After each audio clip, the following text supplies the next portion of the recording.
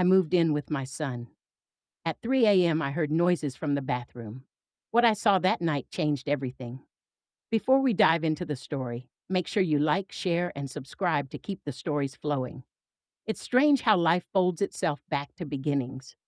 You spend your youth trying to run as far as you can from the house you grew up in, from the sound of creaking floors and slow mornings, from the scent of old wood and coffee gone cold on the counter. Then one day, you find yourself back in another house, just as quiet, just as full of ghosts. Only this time it belongs to your child. When I moved in with my son Daniel last year, I told myself it was temporary. I said I'd only stay until I got back on my feet.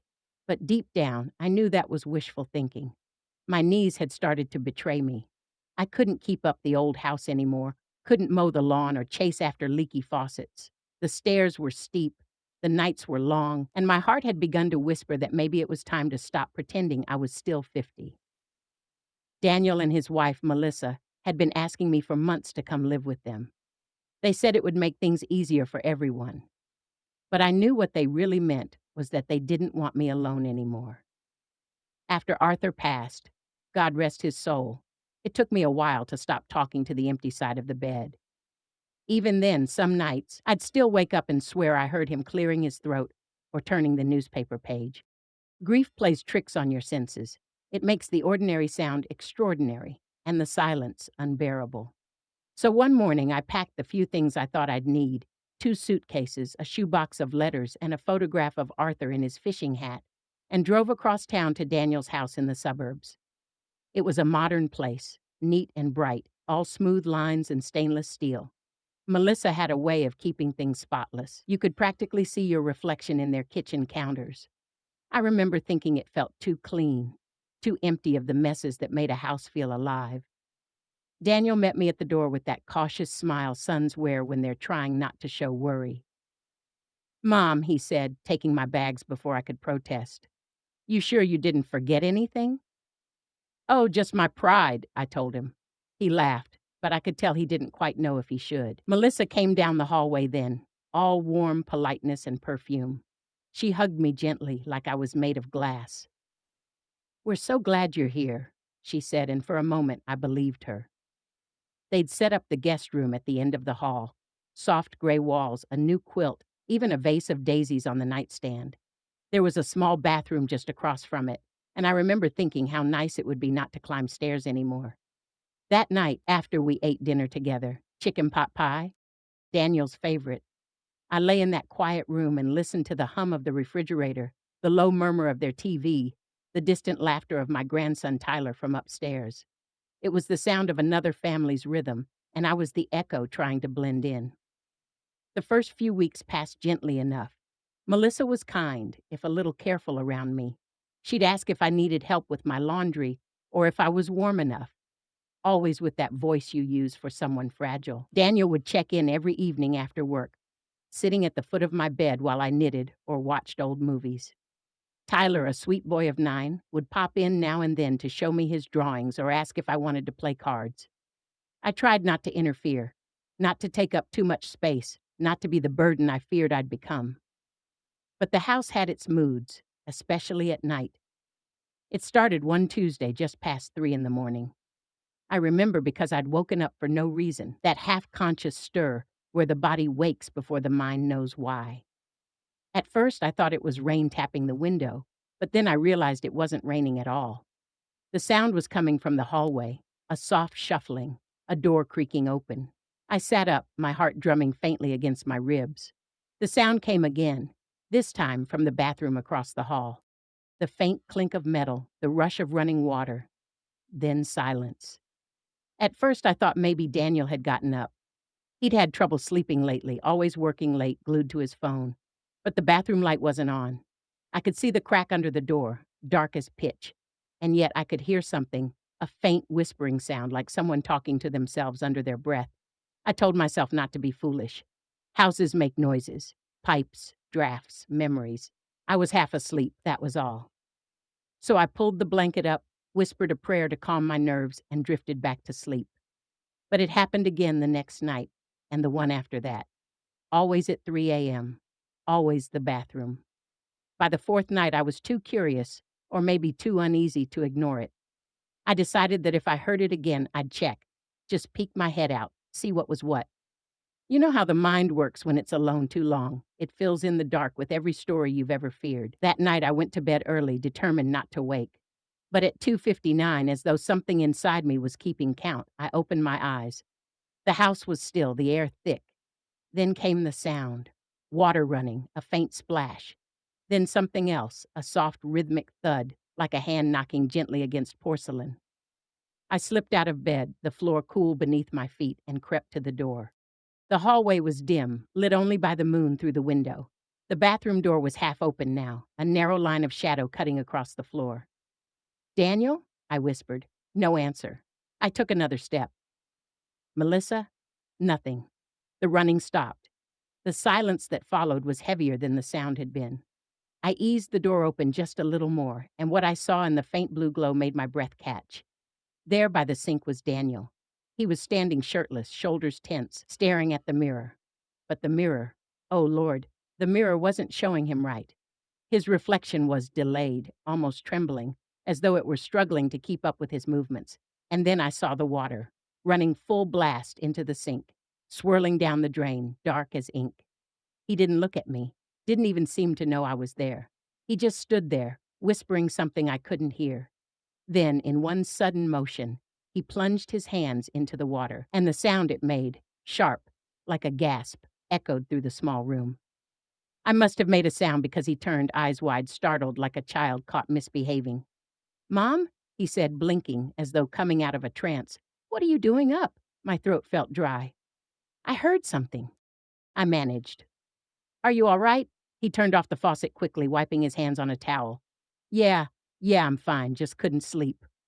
But there was something in his eyes I'd never seen before, a flicker of fear or guilt or both.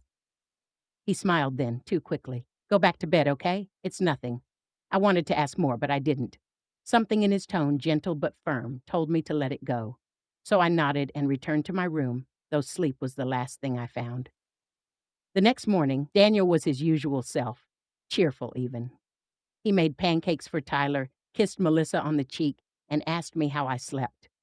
I told him fine, though I must have looked tired. He didn't mention the night before, and neither did I. But as I watched him butter his toast, I noticed his hands. They were trembling just slightly, and there on the edge of his wrist was a faint red mark, like a burn, or maybe something else. That's when I realized something had changed. The house felt different now, like it was holding its breath, waiting for something to happen. And though I didn't know what it was yet, I had the unsettling feeling that whatever was haunting my nights wasn't the house at all. It was my son. Morning sunlight can make a liar out of the night. It spills through the curtains, all warm and golden, as if to say, "You imagined it. Go on, forget." But I couldn't forget what I'd seen. Daniel standing in that bathroom, whispering to his reflection like a stranger. And that red mark on his wrist, faint but angry looking, haunted me through the day. I tried to act normal. We all did. Melissa had her routines, gym in the mornings, work emails over coffee, the faint scent of lavender always following her. Tyler had school and his cartoons, his sweet laughter bubbling up now and then like a bright spot in the house. And Daniel, he left early for work, came home late, same as always. But something about him had changed, and I could feel it the way you feel a storm coming. You can't see it yet, but your bones ache with warning. He wasn't sleeping well. I could tell by the shadows under his eyes and the way his smile faltered when he thought no one was looking. Once I heard him in the kitchen after midnight, pacing, opening and closing the fridge, then just standing there in the dark. "Are you okay, sweetheart?" I asked from the hallway. He startled, spinning toward me. "Mom, yeah, I'm fine. Just couldn't sleep." His voice was too thin, stretched like a thread pulled too tight. I wanted to ask if it had anything to do with what I saw in the bathroom, but I didn't want to sound crazy. There's a fine line between concern and intrusion, especially when you're living under someone else's roof. Still, I couldn't shake the image of that swirling dark water. It wasn't right. I know what shadows look like, and that wasn't a shadow. It looked almost thick, like something alive was moving beneath it. But that's ridiculous, isn't it? an old woman's mind playing tricks. I told myself that again and again until the night I couldn't anymore. It was Saturday. Melissa had taken Tyler to a sleepover, and Daniel and I were alone in the house. I decided it was the perfect night for us to talk. Really talk, like we used to when he was little and couldn't sleep after thunderstorms.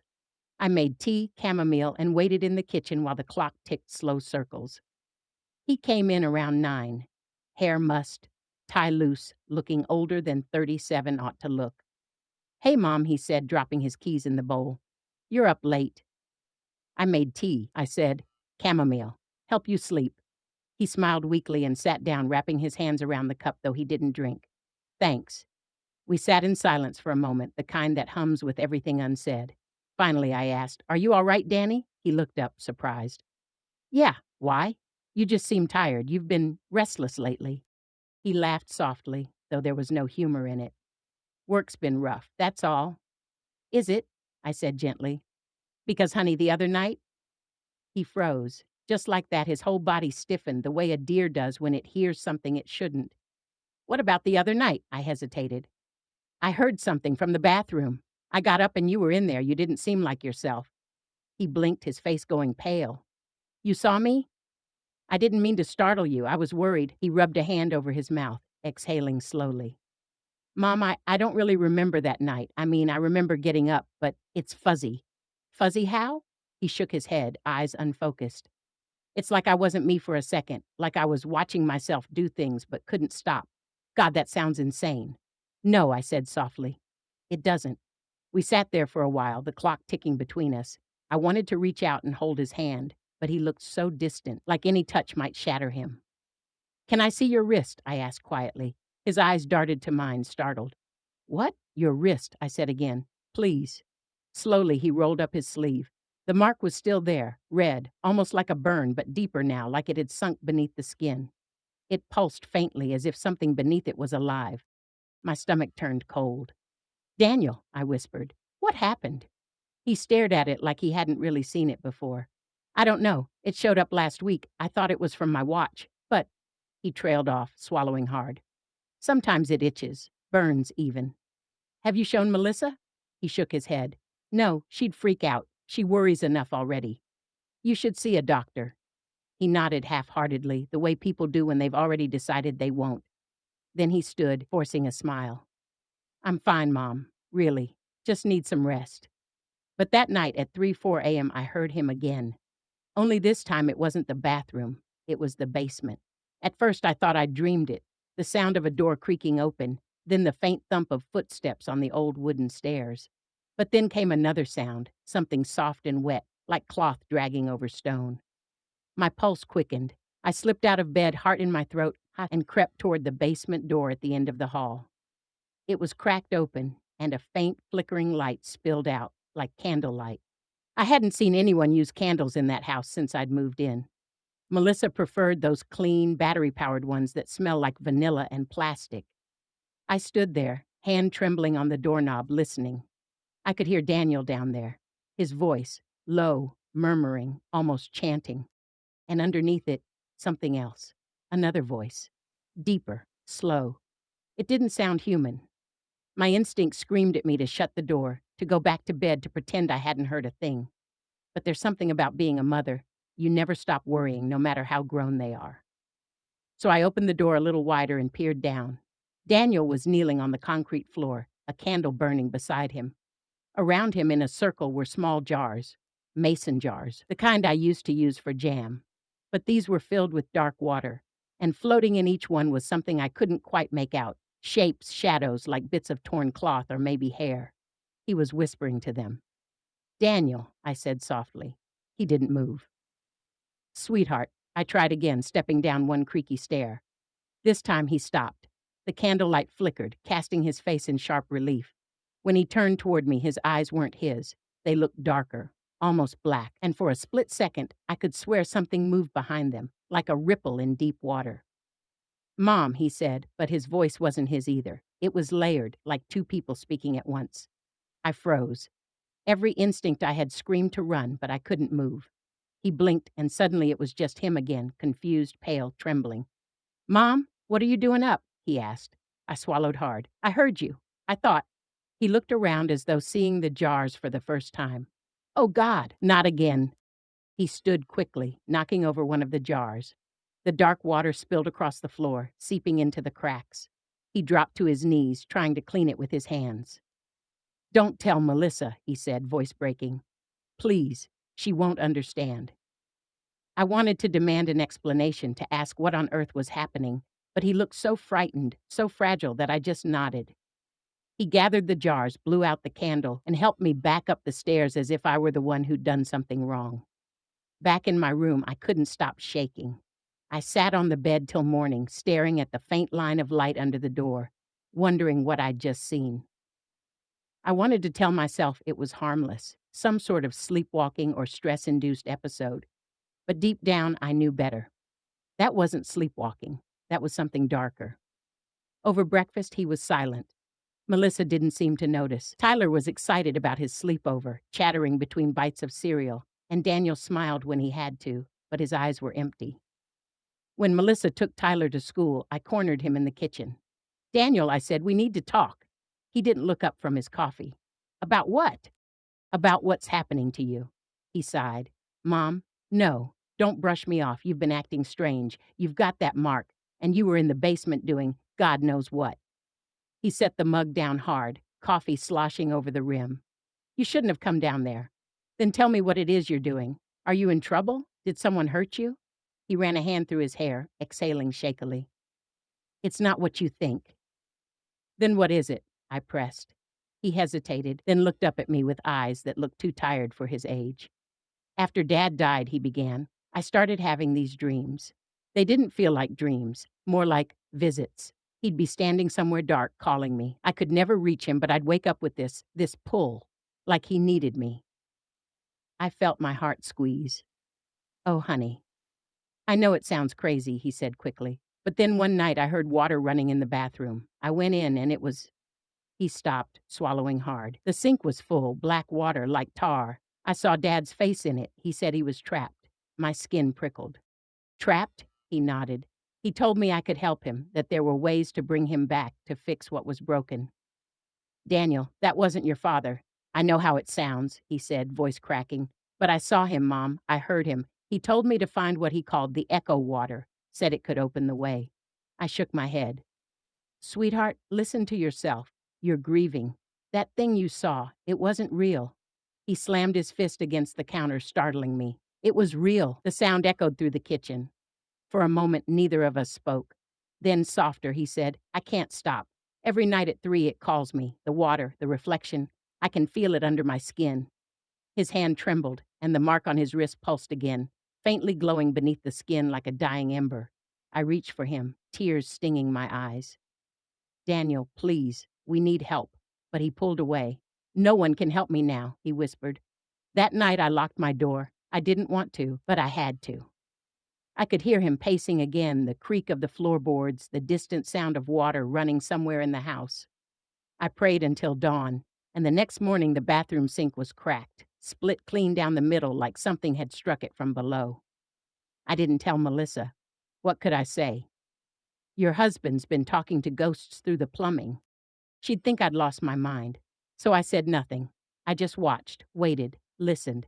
The noises got worse. The water would turn black for a moment when no one was using it. Sometimes I'd see Daniel standing near the sink, just staring, lips moving silently. Once I caught Tyler doing it too, his little hands cupped under the running water, whispering something he couldn't possibly understand. Sweetheart, I said softly, what are you doing? He looked up at me, eyes glassy. Daddy says the water helps him talk to Grandpa. My knees went weak. I scooped him up and carried him out of there, heart pounding. That night, I sat by the window and watched the moonlight spill across the quiet street, wondering if this was how madness began. Slowly, drip by drip, until it filled you completely.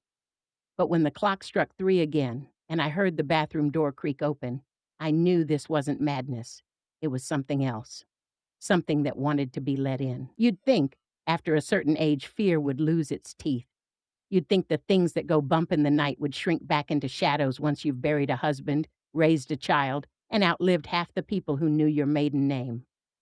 But fear never really leaves. It just changes its clothes.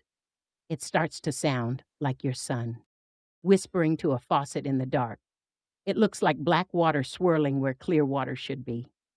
After that night, when I found Tyler at the sink whispering to his grandpa, I couldn't sit still. Every nerve in my body felt tuned to some invisible sound, like the house was humming under the floorboards.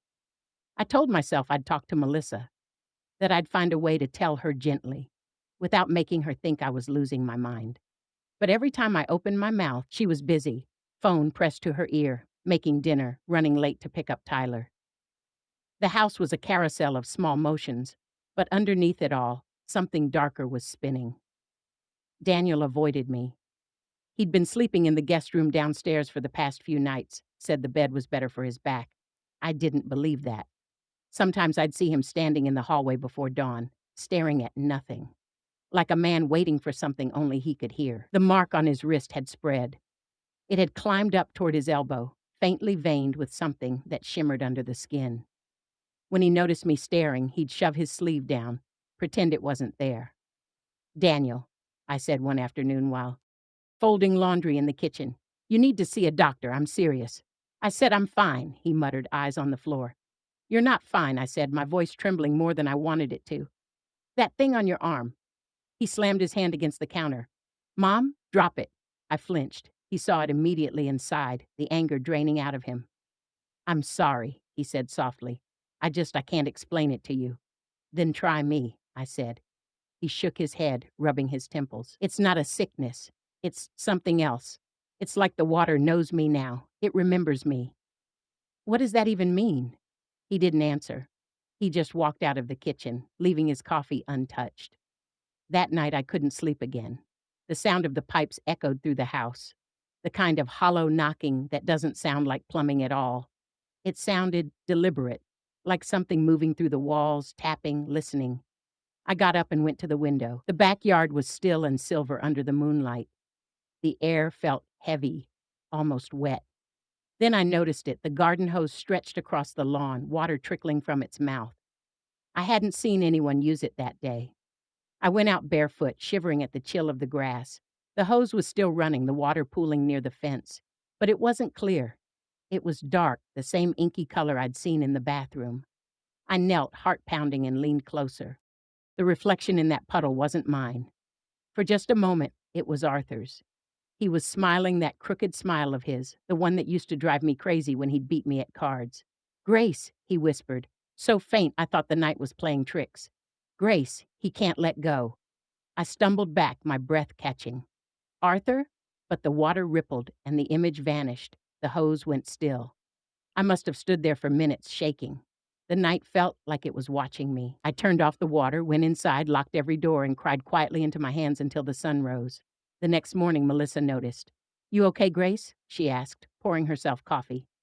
"You look pale." "I didn't sleep," I said. "Daniel either," she sighed. "He's been restless lately. Keeps waking up around 3. Said it's stress, but I'm starting to worry it's something else." I hesitated, then asked, "Has he said anything strange to you about water?" She frowned. "Water? Just humor me," I said. She shook her head. "No, why?" I wanted to tell her everything, the sink, the jars, the voice, but the words felt too fragile to survive daylight.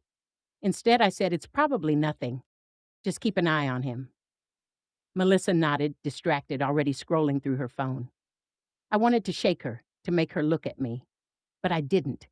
I just washed my cup, hands trembling under the faucet, and when the water turned slightly darker for half a second, I nearly screamed. That evening, Tyler came home from school quiet. Usually he'd run to show me his drawings, but that day he went straight upstairs. When I followed him later to check on him, I found him sitting cross-legged on his bed, holding one of those mason jars from the basement. "Sweetheart," I said gently, "where did you get that?" He looked up, eyes glassy again. "Daddy said I could have one." My heart stopped. "Did he now?" He nodded. "It helps me hear Grandpa better." "Tyler, honey, there's no one in there." "Yes, there is," he said matter-of-factly. "He tells me stories. He said Daddy's helping him come back." I sat on the bed beside him, forcing a calm I didn't feel. "Can I see it?" He handed me the jar. It was half filled with that same murky water. When I tilted it toward the light, I could swear I saw movement, just a ripple, like something brushing against the glass from the inside. "Sweetheart," I said, careful, "let's keep this one downstairs, okay? It might spill." He frowned. "But Grandpa will be lonely." I smiled as best I could. "Grandpa's not lonely, baby. He's at peace." He looked at me like he didn't believe that. And maybe he shouldn't have, because I wasn't sure I believed it myself anymore. When Daniel got home that night, I waited for him at the kitchen table. The jar sat between us like a confession. "Why does Tyler have this?" I asked. He froze in the doorway. "I told you not to touch those," he said quietly. "They're in your son's room," I said, voice rising. "He thinks his grandfather's talking to him through this filth." Daniel's eyes flashed. "Don't call it that." "What else should I call it? It's poisoning you, Daniel. Look at yourself." He slammed his hand on the table so hard the jar rattled. "You don't understand. He's real. Dad's real. I can save him, Mom. I can bring him back." "Stop it!" I shouted, standing now. "That's not your father. Whatever that thing is, it's using you." His face crumpled. For a moment I saw my boy again, the one who used to bring me dandelions from the yard and call them sun trophies. Then his expression hardened, and he took the jar gently but firmly from my hands. "You shouldn't have touched it," he said softly. "Daniel, go to bed, Mom." That night, I dreamed of water. Endless black water. I was sinking, the surface so far above me I could barely see it. Hands, cold, familiar hands, reached for me from the depths. Arthur's voice whispered my name over and over until I woke up gasping, sheets damp with sweat. The clock read 2:57 a.m., 3 minutes. The house was silent. Then, right on time, I heard the bathroom faucet turn on. My heart hammered. I told myself I wouldn't look. I told myself I'd stay in bed, that I'd pray instead. But mothers are fools for their children, no matter how old they get. So I slipped out of bed and stepped into the hallway. The bathroom door was open. The light was on this time, bright and humming. Daniel stood over the sink again, both hands pressed to the counter, his reflection staring back too slowly, too deliberately. "Daniel," I whispered. He didn't turn. I took a step closer. "Sweetheart, please stop." His reflection smiled, but Daniel didn't. It smiled first, and then the light flickered, and he turned his head just slightly, his voice low, rough, layered again. "He's almost here, Mom." "Who?" I asked, trembling. "You know who." The faucet sputtered. The water was black now, thick, swirling like smoke underwater. I could hear something moving in it, like breath, like words bubbling through the drain. I reached out to grab his arm, but the moment my fingers touched him, he screamed. The sound tore through the house, and the water in the sink exploded upward, splattering across the mirror, the ceiling, the floor. It burned my skin. I fell back, crying out as Daniel collapsed to his knees, clutching his wrist.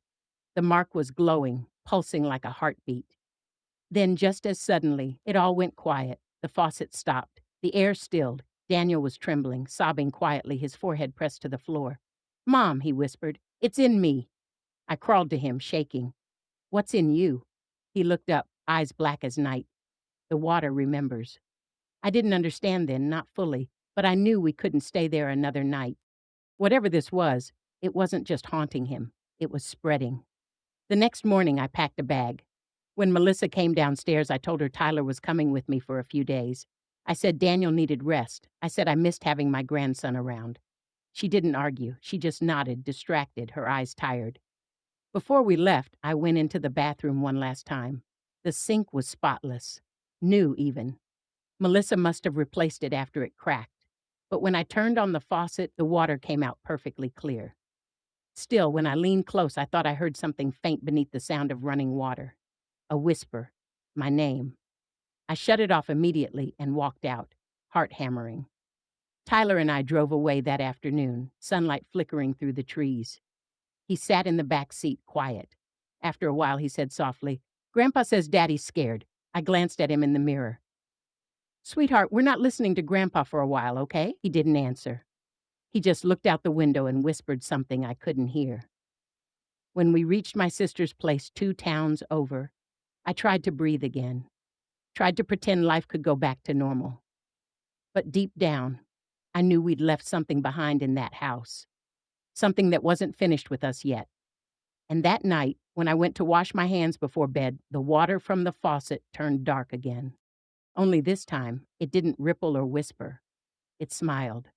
The night I arrived at my sister Caroline's house, I thought I'd finally escaped whatever darkness had taken root in Daniel's home. The long drive had been quiet except for the hum of the highway and Tyler's soft breathing in the back seat. The air smelled like rain, the kind that scrubs away old things. When we pulled into Caroline's driveway, the porch light flicked on automatically, a small golden circle that made the world feel safe again. Caroline was waiting at the door, robe tied tight around her waist, hair wrapped in a scarf. "Gracie," she said, half laughing, half worried. "Lord, what time is it? Are you all right?" I must have looked a sight, shaking, exhausted, my grandson clutching his stuffed dinosaur like a shield.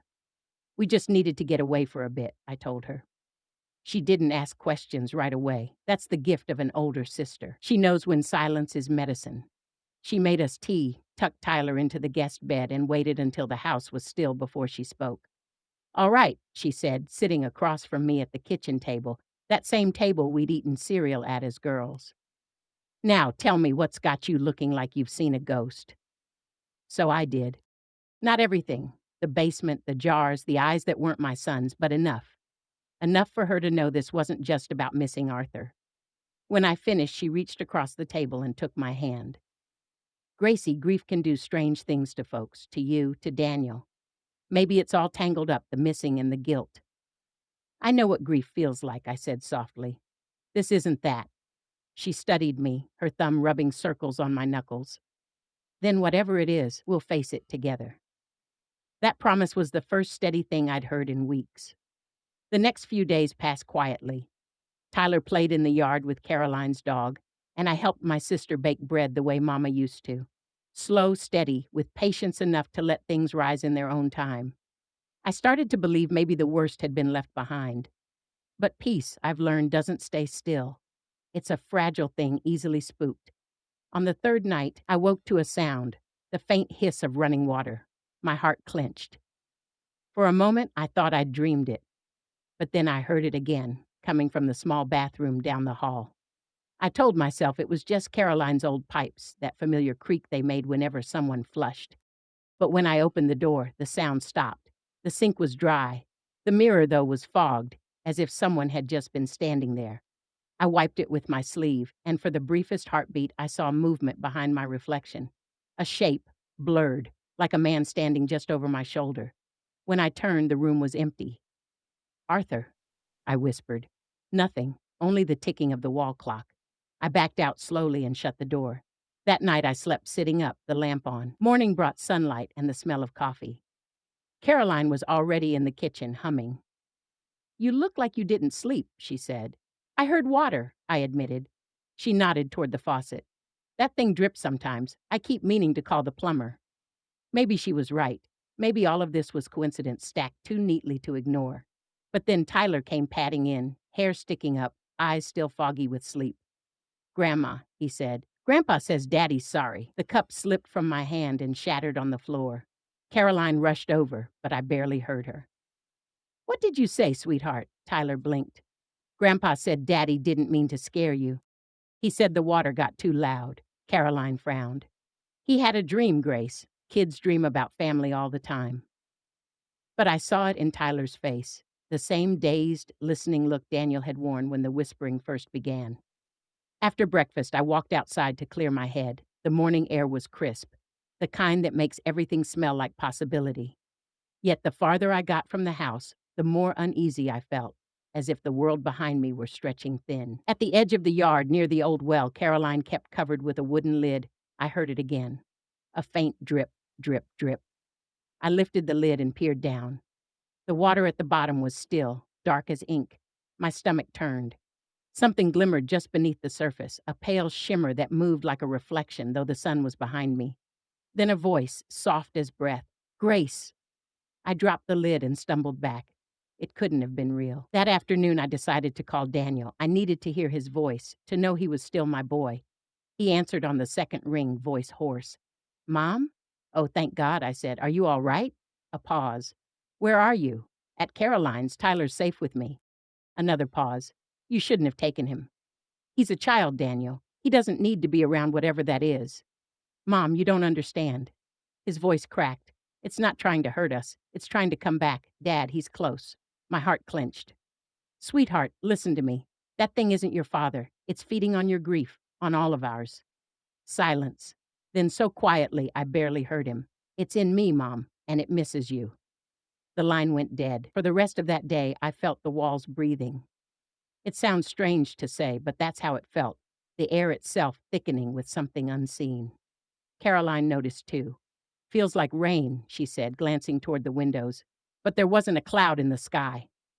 By evening, Tyler started complaining of a ringing in his ears. It's like when seashells talk, he said, only louder. I held him close, rocking him the way I used to rock Daniel after bad dreams. It's just the house settling, I whispered. But when he finally fell asleep, I could hear it too, the low hum like distant water moving through the walls. Caroline sat beside me on the couch, hands folded. Do you think you brought it with you? She asked quietly. I don't know. My throat tightened. But I think it wants Daniel. And if it can't have him, the sentence didn't need finishing. Just after midnight, the phone rang again. The sound cut through the quiet like a blade. I answered before the second ring. Mom, Daniel's voice ragged, frightened. Daniel, where are you? I tried to stop it. I did everything I could, but the water, Mom, it won't stay still anymore. Where's Melissa? She took Tyler's drawings to show someone, a pastor maybe. She's scared of me. I don't blame her. I swallowed hard. Daniel, listen to me. You need to leave the house. Come here. Right now. There was a sharp intake of breath. I can't. It's already here. Then, faintly, I heard it. Water rushing, the roar of it through the phone, as though he were standing beside a waterfall. His voice came through the static, small and breaking. Tell Tyler I'm sorry. Daniel, I screamed, but the line went silent. I called again and again, no answer. Finally, I grabbed my coat. Caroline caught my arm. Grace, no, it's the middle of the night. My son needs me. She didn't argue long. Within minutes, we were in her old sedan, tires hissing against the wet road. The closer we got to that Daniel's neighborhood, the heavier the rain became, except it wasn't raining anywhere else. The sky above his street churned black, swallowing the stars. The house was dark when we pulled up, except for the faint glow of the bathroom window. I told Caroline to stay with Tyler in the car. She started to protest, but one look at me and she knew there was no stopping me. Inside, the air smelled of damp earth.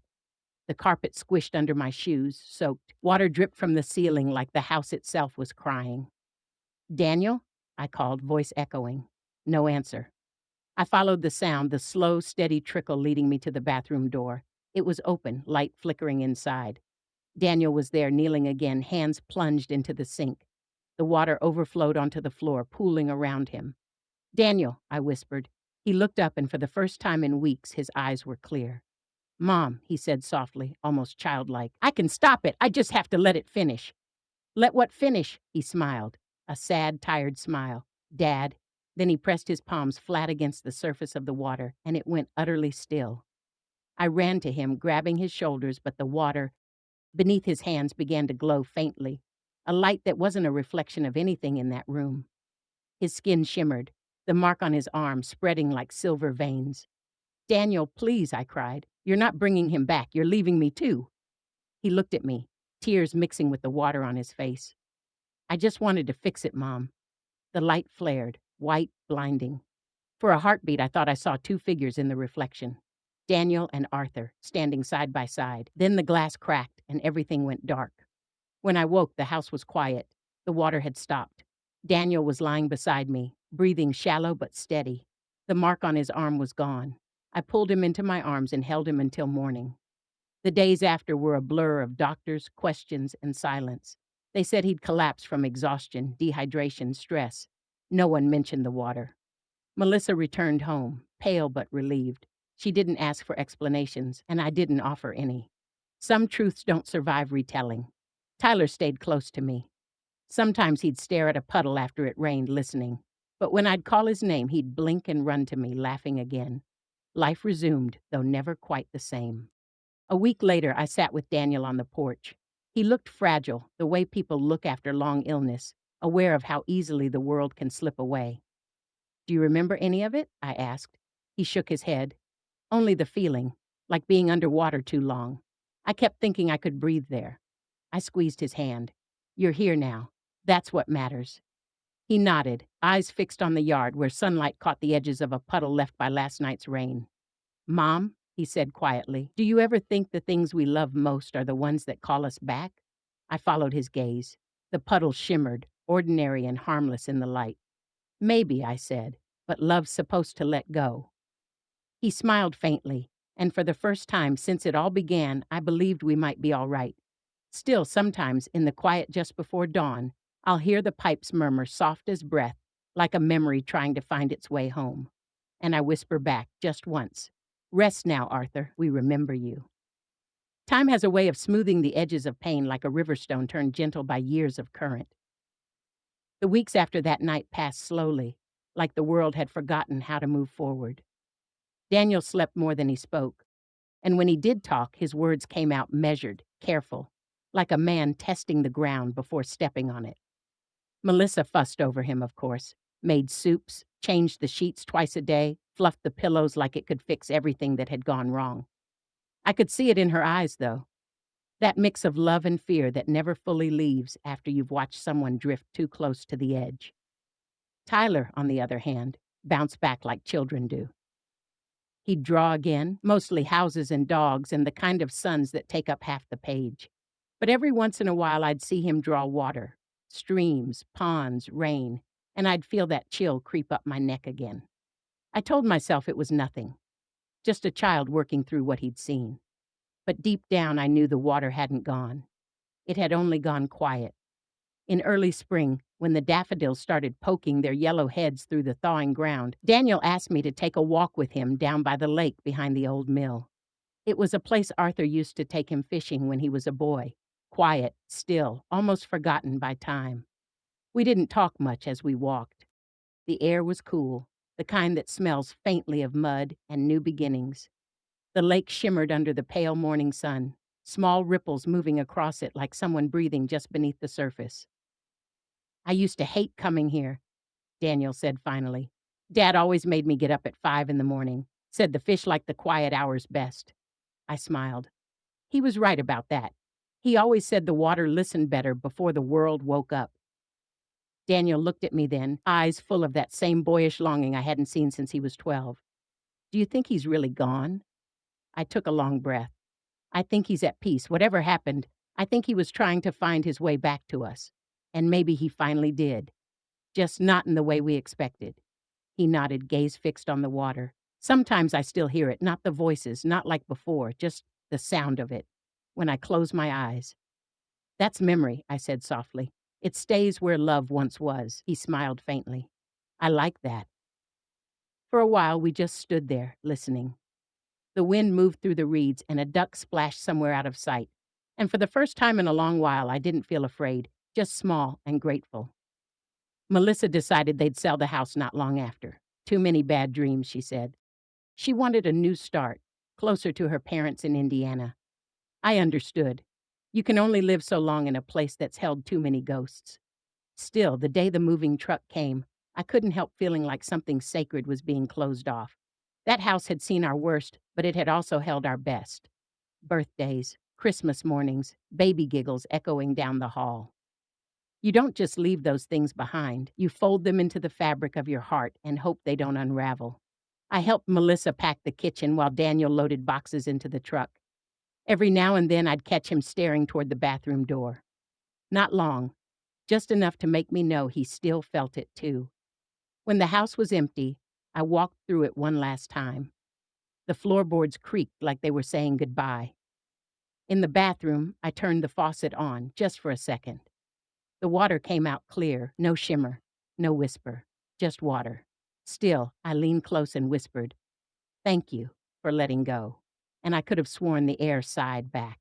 After they left, I moved back into my little cottage by the hill, the one Arthur and I had built after he retired. It had been sitting quiet all that time. Dust settled over every memory like a blanket. I spent my first week there airing out the curtains, wiping the counters, watering plants that had somehow survived without me. It felt good to be surrounded by familiar things again. The ticking clock, the way the sun hit the kitchen window at just the right angle every afternoon. The photos on the wall, Daniel as a toddler in Arthur's arms, our wedding day, Tyler's kindergarten smile with that one missing tooth, but nights were still hard. I'd wake sometimes around 3, that old hour that had become both curse and habit, and listen. The house was silent, but silence has shapes, you know. It fills the corners like smoke, pressing against your chest until you have to breathe just to remind yourself you're alive. One night, I couldn't sleep at all. I got up, made tea, and sat by the window watching the moonlight spread across the lawn. And that's when I saw it, the faintest shimmer, like light moving under the soil. It lasted only a second, but it felt like a heartbeat saying hello. I didn't feel fear, not this time, just warmth and the smallest ache of missing. A few weeks later, I decided to visit the cemetery. It had been months since I'd gone, and I figured maybe it was time to talk to Arthur the way I used to, out loud, like he was sitting beside me. The grass had grown high around the headstones, dotted with early spring violets. I brushed off the leaves from his name and sat cross-legged on the damp ground. "You wouldn't believe what we've been through," I started. "You'd probably shake your head and tell me I worry too much." The breeze picked up, rustling through the trees. "I think about the day you built Tyler's swing in the yard," I said. "You spent hours getting the height just right. You said you wanted him to feel safe and free at the same time. I think maybe that's what love really is, keeping someone safe enough to let them fly." For a long while, I just sat there. And then maybe it was the wind, maybe it wasn't. But I heard the faintest sound of water trickling nearby, a soft murmur, like laughter caught in a stream. And in that moment, I understood. It had never been about the water itself. It was about the flow, the moving forward, the letting go, the way love refuses to stay stagnant even after death. It moves through us, reshaping what we think we know of endings. Arthur wasn't haunting us. He was teaching us how to listen again. I went home lighter that day. The air smelled sweeter, the world a little more in tune. I started writing again, small things at first. Notes, recipes, letters I'd never send. Each word felt like dipping my hands back into life. Daniel called often from Indiana. He sounded good, stronger, present. Tyler had joined a little league team and was drawing comic books now. Melissa said the new house was bright and full of windows. "He sleeps through the night," she told me. "All of us do." And I believed her. One afternoon, I got a package in the mail. No return address. Inside was a small frame drawing. A house by a lake, sunlight glinting on the water. Tyler's handwriting at the bottom read for Grandma. "Love never really leaves." I cried, but it wasn't sadness. It was the kind of crying that washes things clean. The years have blurred since then, as years do. Daniel visits when he can, and Tyler's taller now, a teenager with his father's eyes and his grandfather's smile. Sometimes we sit on the porch, the three of us, listening to the crickets hum their slow evening song. Every once in a while, Tyler will glance at the old bird bath in the yard and say, "Grandpa's listening again." And I'll just nod because I know. And when the clock nears 3, I don't fear it anymore. It's just another hour, one that holds a quiet space between night and morning, memory and hope. If I've learned anything, it's this. Love doesn't end. It transforms. It hides in the sound of running water, in a child's drawing, in the silence between two people who've survived something they can't explain. Sometimes I still wake at 3 a.m., and the moonlight paints the walls silver. I'll listen to the stillness and think, maybe this is what grace sounds like. Years later, when people ask about that night, the one that changed everything, I don't tell them about the glow or the whispers. I tell them about the morning after, when my son opened his eyes and said my name like it was the first word he'd ever learned. That was the miracle. Not the haunting, not the fear, but the fact that love found a way to rise again, quiet and whole, like water returning to the sea. The years after Daniel moved to Indiana blurred together like watercolor left in the rain. There were phone calls every Sunday, cards on every birthday, and the occasional visit that filled my little house with the smell of pancakes and laughter. Life had settled into a rhythm that felt almost like forgiveness. I started volunteering at the church thrift store down on Maple. Folks would bring in boxes of old things, dishes, books, coats with other people's memories still tucked in the pockets, and I'd clean them up, give them a new place to belong. I think that's what I was doing for myself, too, making room for what remained, finding beauty in what was left behind. but the house stayed quiet in a way that sometimes hurt. Arthur had been gone for 5 years now, yet every evening when the sun dipped behind the hill, I'd still turn my head expecting him to walk in with that half smile, smelling of sawdust and aftershave. Then one night, late in October, I noticed it again, that faint shimmer of light under the bathroom door. Only this time, I wasn't afraid. It was just after 3. I remember because the grandfather clock in the hallway had begun its slow, sleepy chime. I'd woken to the sound of rain tapping the roof. Not hard, just steady, the way it used to sound when Arthur and I would lie awake talking about nothing at all. The house felt thick with memory, like it was holding its breath. When I stepped into the hallway, the floor was cool beneath my feet. That's when I saw it, a thin line of silver light stretching from beneath the bathroom door, soft as moonlight on water. I paused. After everything that had happened years ago, after the way we'd fought to reclaim peace, I should have been terrified. But instead, I felt something else, a pull, gentle but certain. The same feeling you get when you hear your name spoken by someone you love.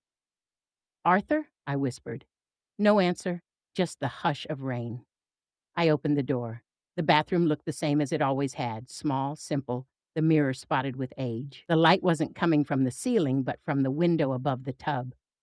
And outside, though it was the middle of the night, the world glowed silver blue as if the moon had dropped down to rest against the earth. I stepped closer.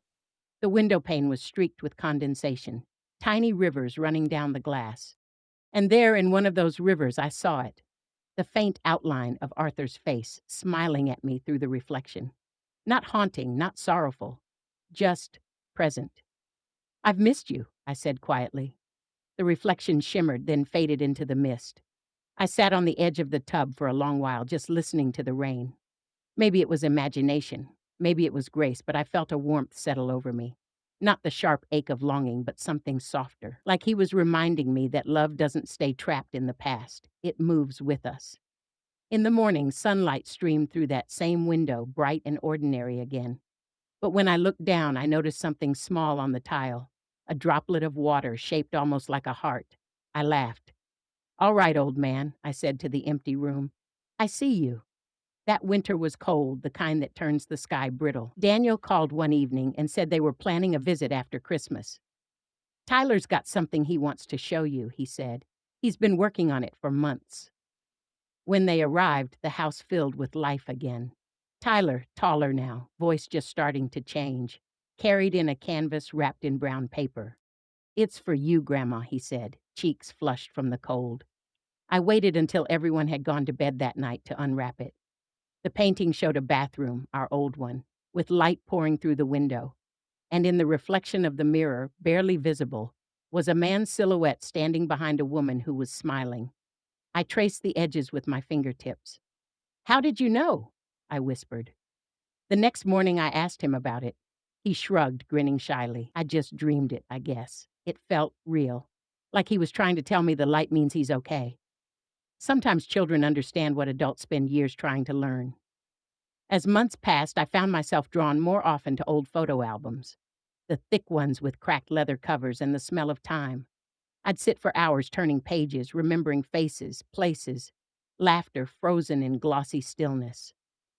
One evening, I came across a photograph I'd never noticed before. It was of our first house, Arthur standing beside a half-built porch, hammer in hand, his other arm slung around a very young Daniel. Behind them, barely visible, was the shimmer of water in the distance, a pond I'd forgotten we'd ever had. On the back of the photo, in Arthur's handwriting, were 3 words: "Home is movement." I stared at it for a long time, letting the meaning sink in. Movement, flow, water. All those years, he'd been trying to remind us that nothing alive stays still. Not love, not grief, yet not even the dead. That night, I placed the photograph on my bedside table and slept deeper than I had in years. Spring came early that year. The thaw was quick, and the little stream that ran behind my house swelled with snowmelt, turning the air crisp and full of life. I started walking there every morning, cane in hand, greeting the day the way some people pray. One morning, I saw a figure standing by the stream. An older man, tall, wearing a coat I could have sworn looked just like Arthur's old canvas one. I blinked and he was gone. Instead, there was a smooth stone on the path where he'd been standing. I bent down and picked it up. It was wet, though there hadn't been any rain, and when I turned it over, I saw a faint etching, a swirl, almost like the pattern of water around a pebble. I carried it home and set it on the windowsill. When Daniel called that evening, his voice sounded lighter than I'd heard in years. "Mom," he said, "you'll never believe this. Melissa's pregnant." For a second, I couldn't speak. Then I laughed. That deep, startled kind of laugh that comes from joy you didn't expect. "Another little one," I said. "Arthur would be beside himself." "I know," Daniel said quietly. "Sometimes I feel like he already knows." After the call ended, I sat in the quiet, looking at the stone gleaming in the last of the daylight. Maybe Arthur did know. Maybe the whole world is built on the things we can't explain. The baby was born that summer, a girl named Grace after me.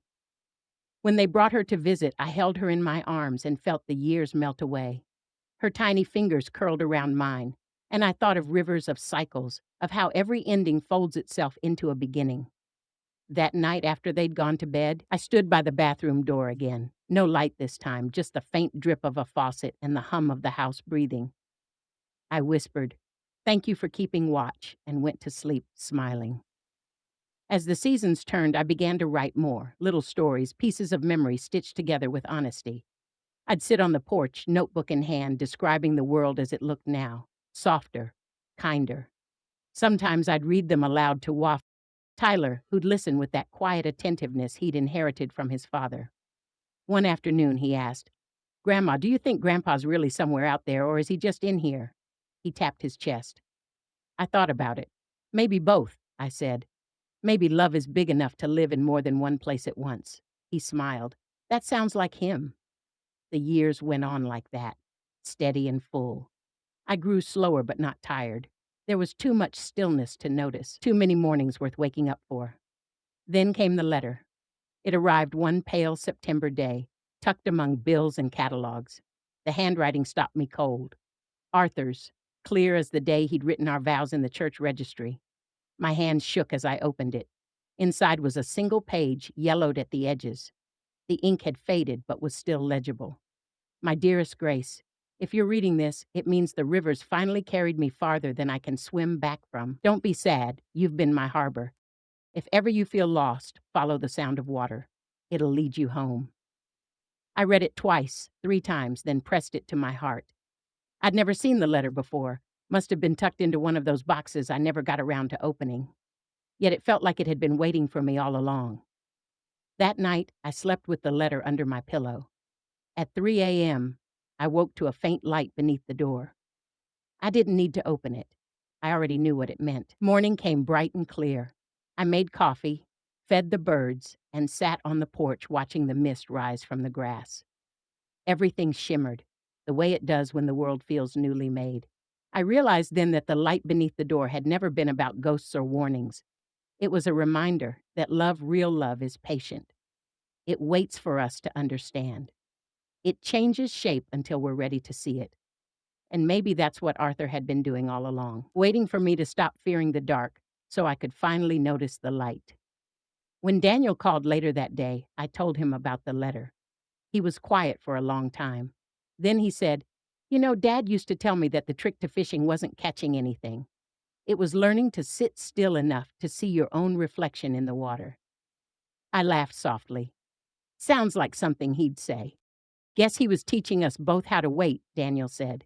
"Guess so," I answered. After we hung up, I looked toward the bathroom door one last time. The light had faded, but in its place was something better: peace. I don't know if I'll ever hear that whisper again or see the shimmer in the corner of my eye, but I do know this: the things we love never really leave us. They just learn new ways to stay. And when my time comes, when the clock strikes 3 one last time, I think I'll see that silver light again. Not under a door, but all around me. And I'll follow it home. When you get to my age, time stops feeling like a road and starts feeling like a river. You don't move through the years so much as they move through you. The slow current of days brushing against your memories, polishing them smooth. Some people fight that current. They cling to the shore. But I've learned to float. It's been 15 years since the night I saw the light under the bathroom door. 15 years since my son came back from that dark water and learned how to live again. The house feels smaller now, quieter. My hands tremble when I write, and my breath sometimes skips, but my mind is still clear enough to wander back and forth through the rooms of my life. I spend most mornings on the porch with a blanket over my knees, watching the fog lift from the fields. The birds still come, same as always: red cardinals, fat robins, a few stubborn crows who sound like they're laughing at me. I talk to them sometimes, though I suppose it's really Arthur I'm talking to. He always loved mornings like these. Daniel visits often.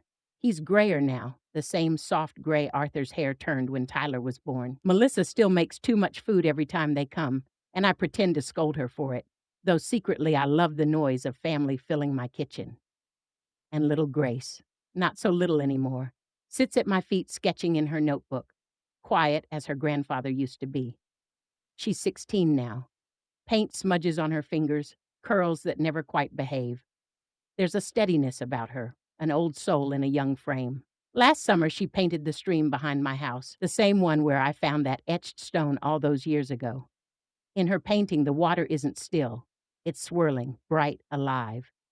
When I asked her why she painted it that way, she said, "Because water doesn't keep secrets, Grandma. It just keeps moving." I couldn't have said it better myself. A few months ago, Daniel found an old box of Arthur's things in their attic: papers, photographs, a pocket knife, the watch that never kept time but that he wore anyway because it was a wedding gift from me. Daniel brought the box here, and together we spread everything out on the dining table. Most of it was simple: receipts, handwritten notes, a few fishing licenses. But at the bottom, we found something I'd never seen before: a small cassette tape wrapped in tissue paper. The label read, "For Grace when the water is calm." We stared at it, both of us quiet. The ink had faded almost to nothing, but the handwriting was unmistakably his. Daniel found an old player in my closet, one of those bulky silver ones with buttons that stick, and we set the tape inside.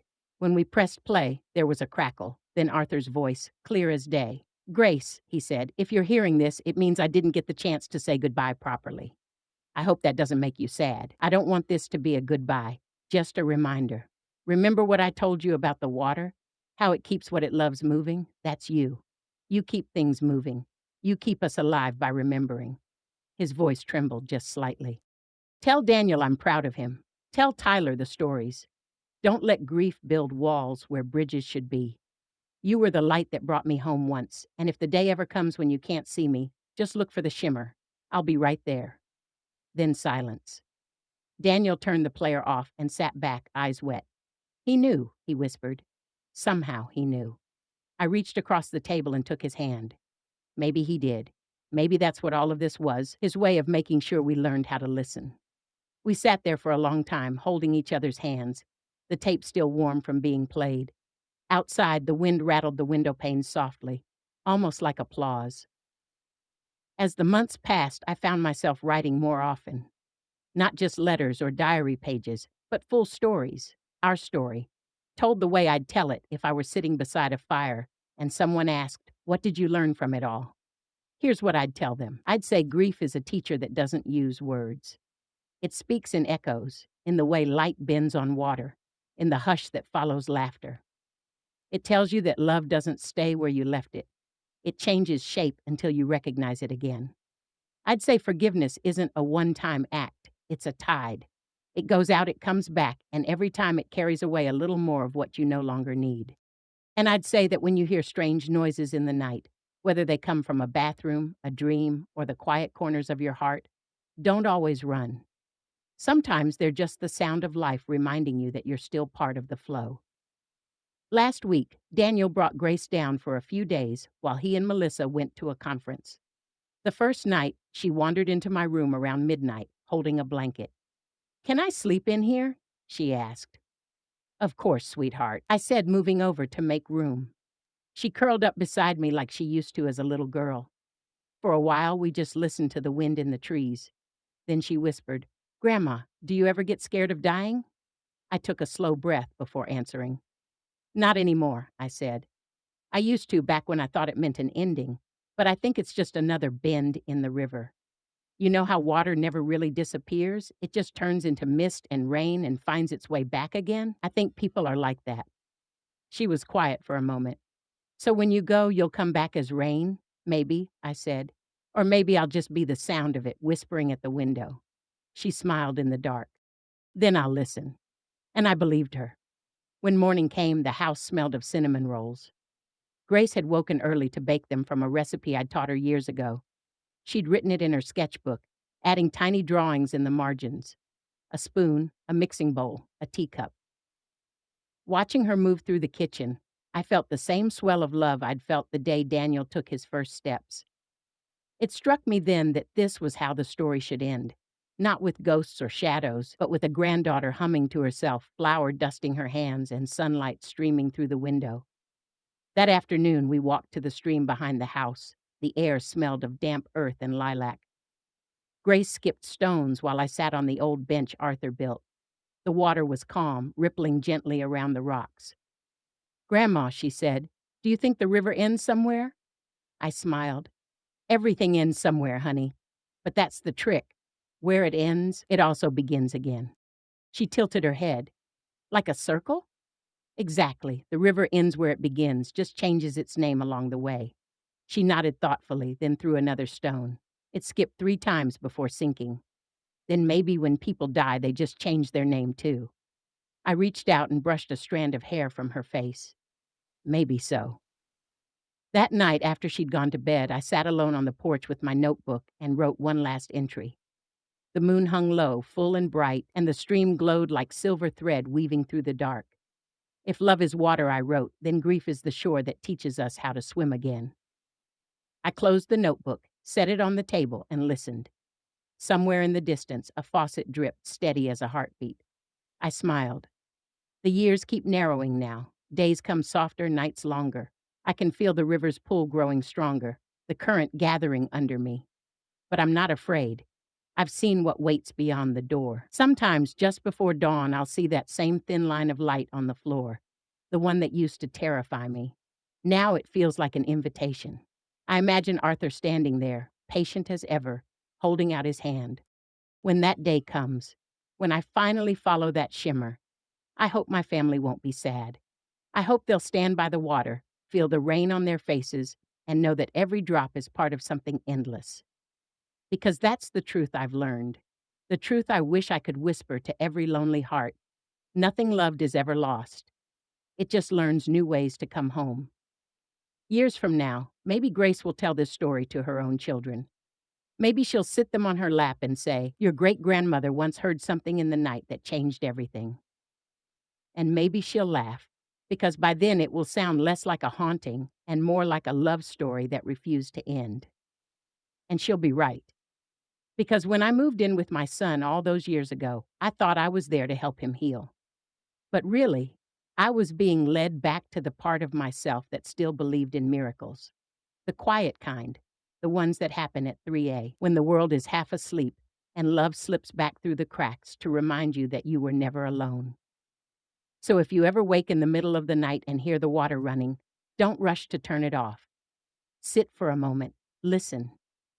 You might just hear a voice you thought you'd lost, telling you the same thing I learned beneath that silver light. Love doesn't end in silence. It flows on. And if you're very still, you'll feel it too. The river ending where it begins, carrying every heart it ever touched back home.